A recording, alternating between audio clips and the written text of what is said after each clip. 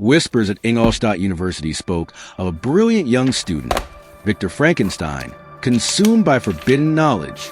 His early studies hinted at a dangerous ambition, a desire to unlock nature's deepest secrets.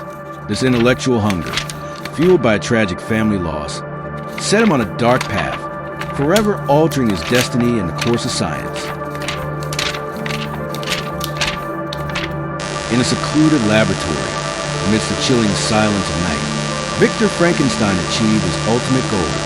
A spark ignited and an unnatural, monstrous form stirred to life.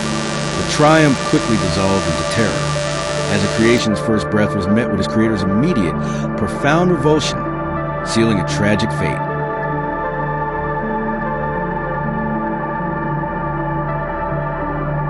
Cast out and reviled, Frankenstein wandered into a world that offered only fear and rejection. Its initial attempt at connection was met with screams and violence, forcing it into solitude. This early period of profound loneliness and confusion began to twist its nascent innocence into bitterness and despair.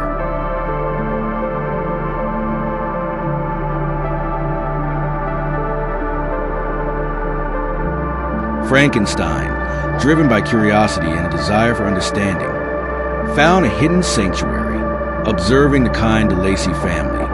It secretly learned language, empathy, and complexities of human emotion. This period ignited hope within it, fostering a desire for acceptance, which would soon be tragically crushed.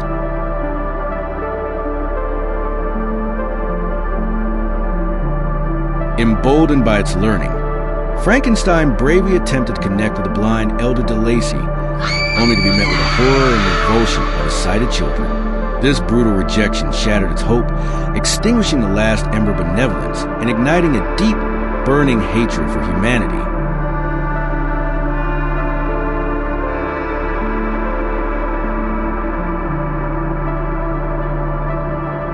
Driven by a nascent desire for vengeance against his creator, Frankenstein sought out Victor's home. Its path crossed with William Frankenstein, Victor's young brother. A chance encounter escalated into a horrific act of murder, marking Frankenstein's descent into active evil and its first deliberate blow against Victor.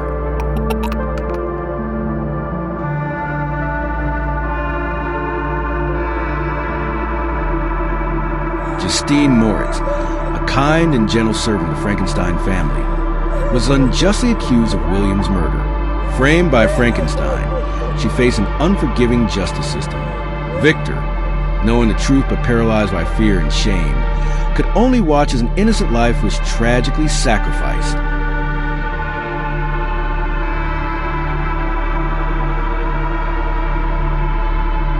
Haunted by guilt, Victor sought solitude in the Alps, only to be confronted by the monstrous being he created.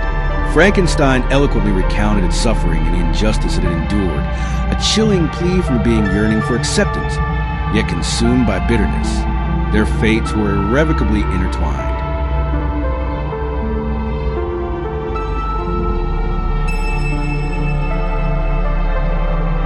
Bound by a reluctant promise, Victor agreed to create a female counterpart for Frankenstein, hoping to end its reign of terror.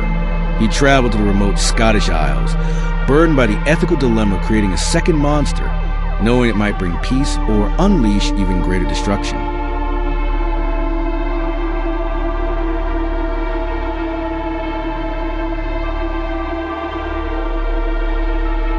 Consumed by foresight and fear, Victor made a dreadful decision. He tore apart the half-formed female Frankenstein, unwilling to risk unleashing a monstrous race upon the world. This act, witnessed by Frankenstein, ignited a renewed, burning rage and a vow of ultimate vengeance.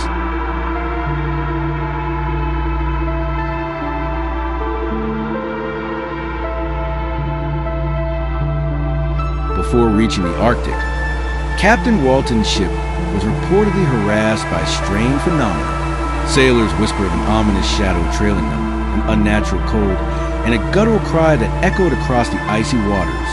They unknowingly sensed the approaching tragedy.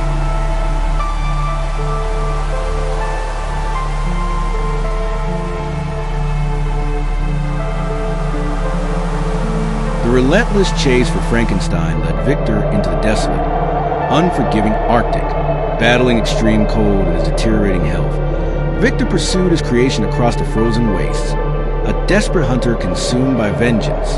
The icy wilderness became the final stage for their tragic, entwined destiny.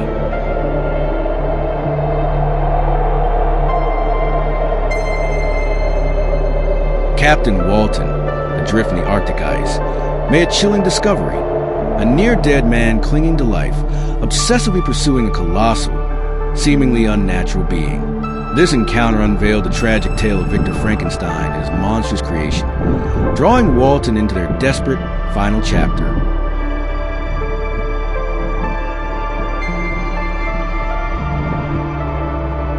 On Walton's ship, nearing death, Victor Frankenstein recounted his entire tragic tale, his ambition, his creation, and the dreadful consequences.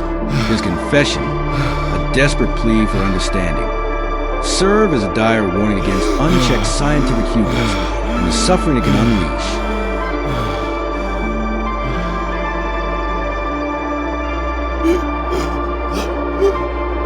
After Victor's death, Frankenstein appeared on Walton's ship, its figure immense and mournful. It expressed profound remorse for its actions and the tragic loss of its creator, revealing its own immense suffering and loneliness. It then vowed to end its miserable existence, vanishing into the icy wilderness.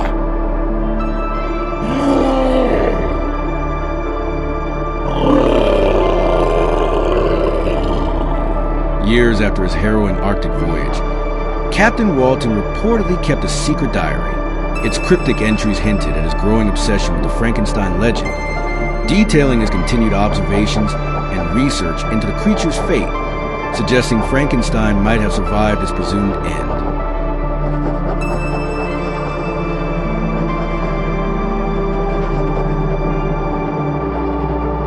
Though Victor's family line faded, local legends whisper properties once owned by the Frankensteins across Europe. These grand, decaying houses, filled with unsettling echoes and strange cold spots, became unwitting monuments to Victor's dark experiments, their very stones whispering of past horrors.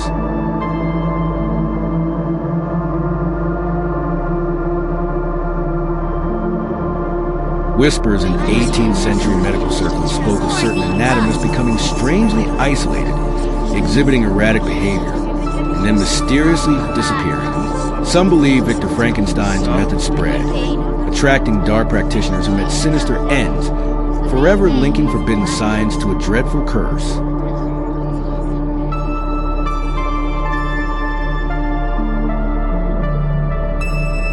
In the late 19th century, a secretive private collector, fascinated by macabre history, opened a clandestine museum of monstrosities.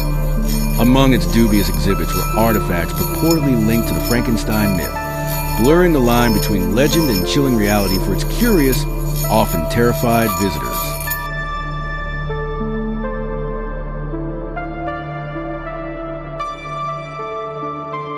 Even as the 19th century drew to a close, the tale of Frankenstein continued to echo. Sailors returned from the Arctic, sometimes whispers strange, immense footprints in remote snowfields, or distant, mournful cries on icy winds. The monster's tragic legacy, though unseen, remained a chilling presence,